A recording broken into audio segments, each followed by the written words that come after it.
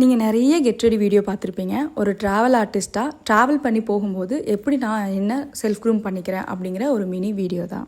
வணக்கம் மக்களே, நான் உங்கள் அணு ஸ்டுடியோஸ்லேருந்து. மினிமம் ஒரு 4 hour ட்ராவல் அப்படின்னாலே நான் வீட்டிலேருந்து கிளம்பும்போது எந்த மேக்கப்பும் அப்ளை பண்ணிக்க மாட்டேன். ஜஸ்ட் என் ஸ்கின்னை மாய்ஸ்சர் பண்ணிவிட்டு ஒரு லிப் பாம் அப்ளை பண்ணிவிட்டு நான் வீட்டிலேருந்து கிளம்பிடுவேன். ஆன் தி வேல மட்டும்தான் நான் ரெடி ஆவேன். ரீச் ஆகிறதுக்கு ஒரு 20 to 30 minutesக்கு முன்னாடி நான் கெட் ரெடி ஆகிடுவேன்.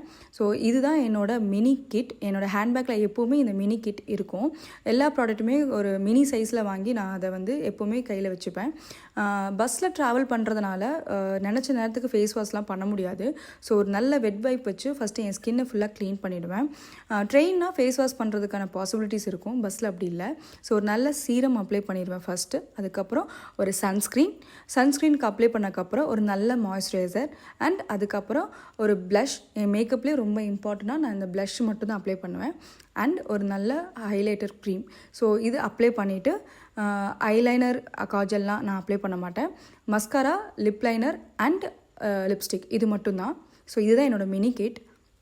நான் ஏன் காஜல் அண்ட் ஐலைனர் அப்ளை பண்ண மாட்டேன் அப்படின்னா, ஸோ மேக்ஸிமம் என்னோடய ட்ராவல் டைரக்ட் வெயிலில் போகிற மாதிரி தான் இருக்கும்.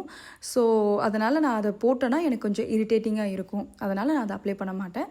ஸோ இதுதான் என்னோடய மினி வீடியோ. பிடிச்சிருந்தா லைக் பண்ணுங்கள், கமெண்ட் பண்ணுங்கள், ஷேர் பண்ணுங்கள்.